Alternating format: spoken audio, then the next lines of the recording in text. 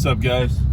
Today we're going to talk about if you should and what to expect to get a cheap 5.0.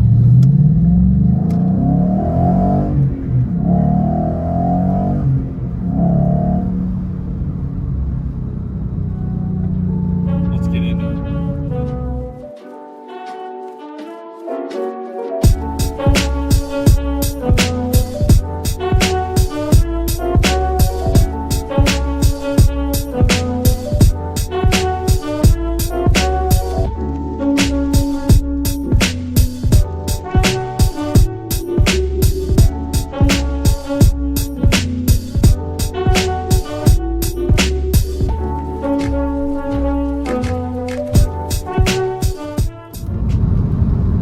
This is a little bit different of a video for me, but today we are driving my 2012 Ford Mustang GT base with the 6-speed manual, so the MT82. This car has 122,000 miles on it, just over, and I got it for super cheap, a little cheaper than normal. Because of who I bought it from, I'm not going to actually tell you guys how cheap I got, but I will tell you what it looked like when I got it, what I had to do to it, and also what you guys can expect if you're shopping for a cheap 5.0. Cheap, inexpensive, which also equals higher mileage. That's just how it works. Unless you're talking about branded title cars, then that's a whole different thing.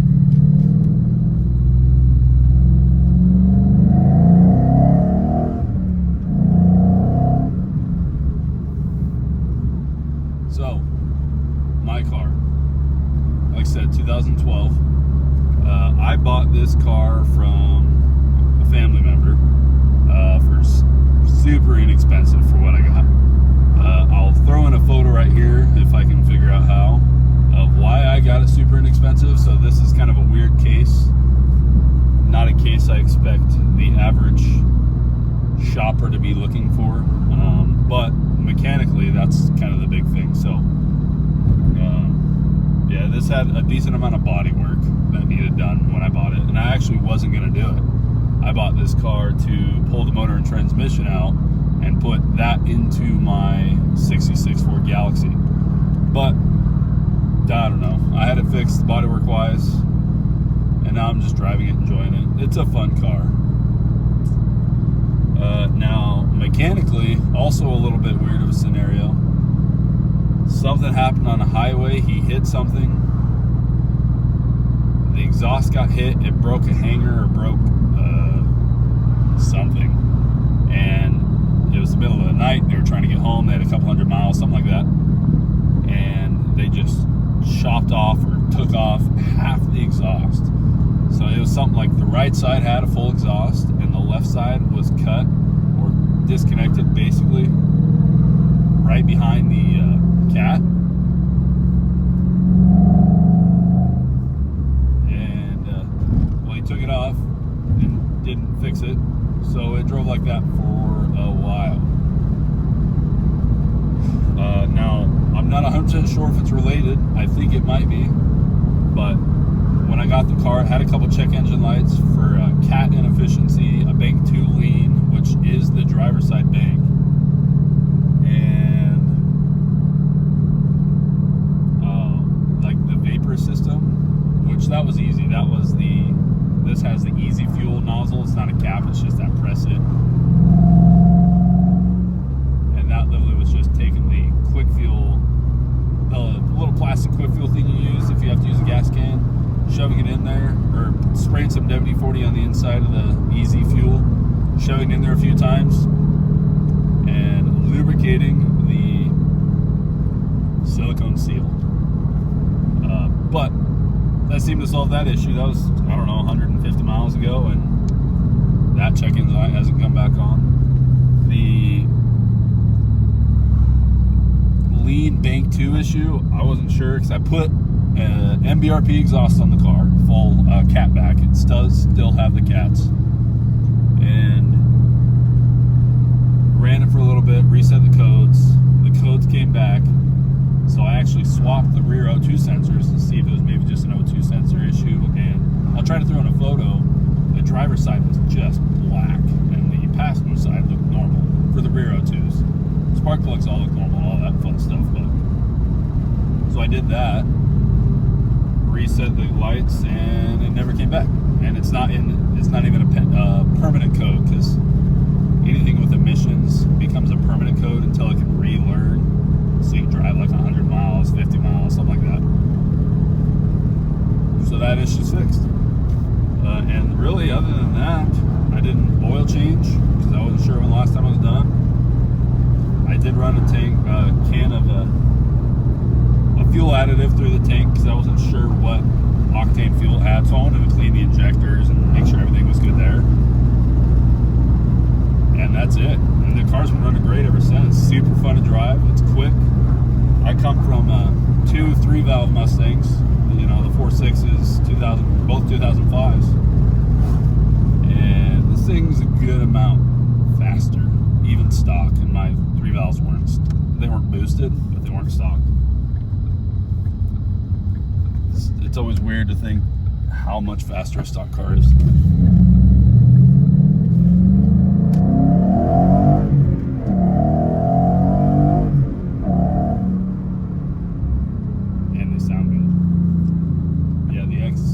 It's got an X-pipe, the original Cats, X-pipe, no resonator, and MBRP mufflers. It's just the cheap system. So on top of the purchase price of the car, I'm into this car maybe $1,200.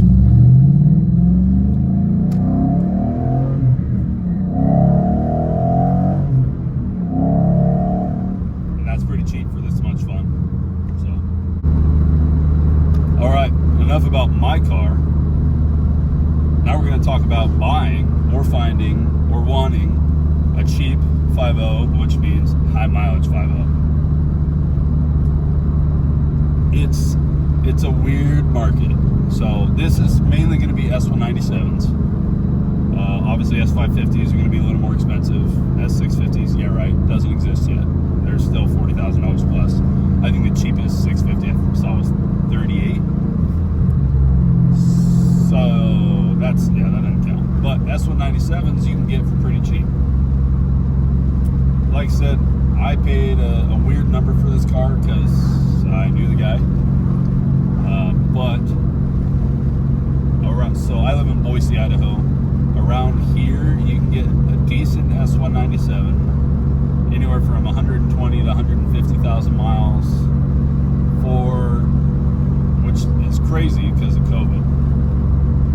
$10,000 to $20,000 still. $20,000. If it was me, you better be paying or getting a nice car, a little lower mileage. But the market's just crazy for what it used to be.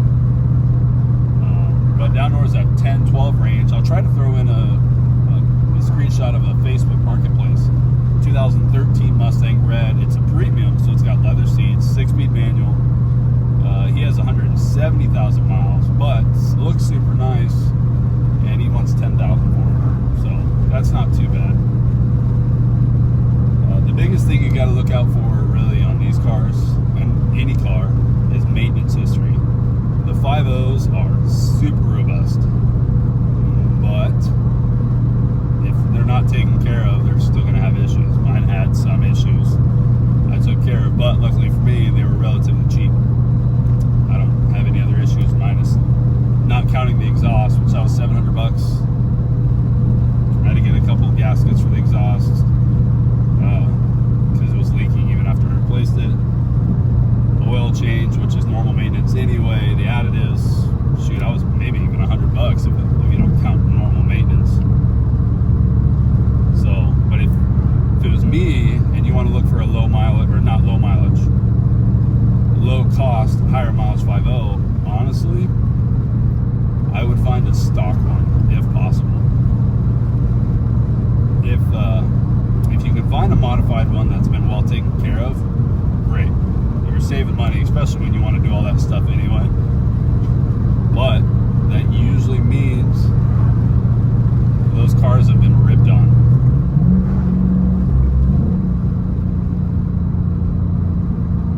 Kind of like this.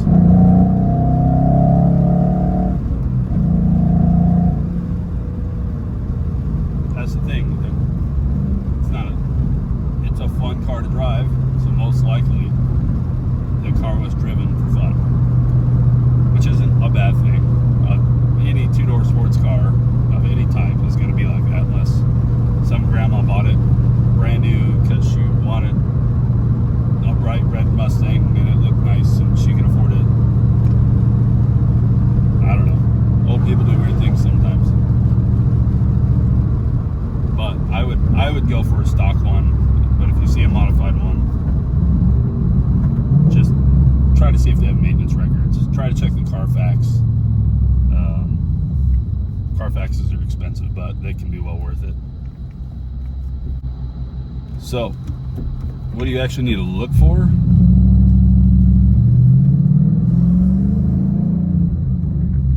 The 5.0s don't necessarily have like outstanding normal issues, I guess. What I mean is, like, you know, this goes bad, this always goes bad. Now, if you're talking boosted 5.0s, so if you find one with a supercharger, procharger, ESS, whatever, well, I guess they don't make ESS for the S197s. That's a different story, because now you're running oil pump gears. The MT82, that's obviously a very well-known issue. And that just the extra wear and tear of that. But honestly, I mean, the Mustangs are pretty renowned for how reliable they are. I mean, they can take a beating and keep going.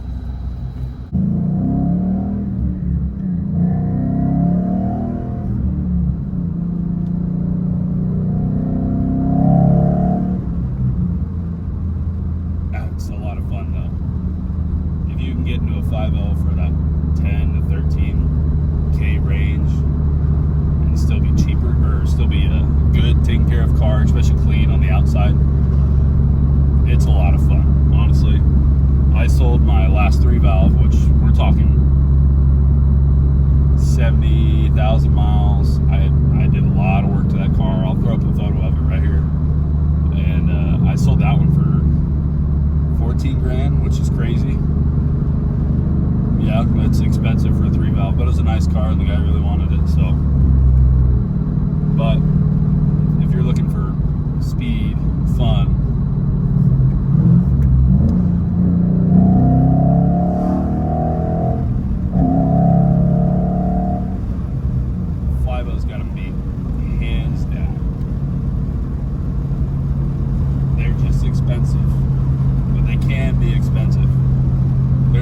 dealership in town that has a 2013 GT. I think it's an automatic, which nothing wrong with that, but I like rolling the gears in my Mustangs. They want $32,000. It's not boosted. It's like 70,000 miles, which that's nice, clean. It's the red. 32 grand for an S197. That's crazy. No way. But somebody will probably buy it. Hopefully not. Hopefully they lower the price. Yeah, you just gotta look. Marketplace is gonna be your friend. If you're around Utah, Colorado, Idaho, KSO classifieds, honestly, most dealerships are always gonna be charging too much because they want the Mustang factor, the sports car factor. They're almost always gonna be too much. But they're out there. Sometimes you just got to be lucky. You got to be the first one to find it, which happens. I mean, I've gotten lucky on quite a few of my finds, thank goodness, because some people just think they have gold.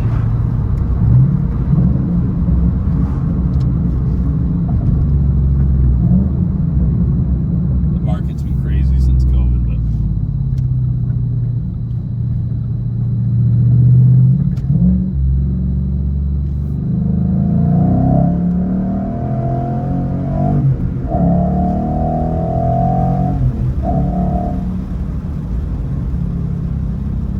plus the 5.0s just sound so good.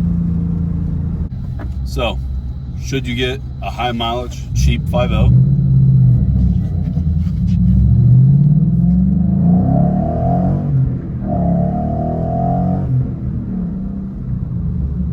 Absolutely. Test drive the car, look at the maintenance history, check the Carfax if you can, or whatever else is equivalent, you know, because Mustangs are Mustangs. Do all that, find the car you like, buy it and enjoy it. Save the money. If you can get a nicer, low mileage car, absolutely do it. If it's in your budget range, do it. S550, do it. Those live non-live rear axle cars like the S197s, it's a pretty big difference when it comes to handling. You saw me get a little squirrely back there. It makes a big difference. The S197s are a little better in the straight line than they are the curves, but they're cheaper. They don't have that newer car tax as bad. Yeah, find a clean one, find the maintenance history, find the low owners, try to stay away from those 6, 7, 8 owner cars, and enjoy it. I've been driving this thing every day as much as I can. I have a kid, car seat in a Mustang. Not the best. Doable. There's a lot of videos out there of people doing it. Not the best. But have fun. Find the car. I say do it. Just make sure you're careful on what you buy. That's really the only thing. Just like any other car, honestly. But a 5.0 Mustang, it's a pretty stout piece. So, all right, guys. Well, that's really it for this video. This is my first time doing any sort of driving video with my iPhone. Sorry if the audio is a little weird. I don't have a microphone or anything. I need to get one. Let me know what you guys think. Comment down below of what can be improved about this video. If you agree with what I said, if you disagree, if you want to see more videos like this.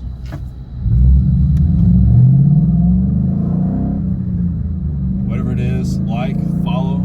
I got more content on my page. Trucks, my classic car. Well, I'm going to make more. But that does it for this video. So thanks again for watching, guys, and I hope to see you again.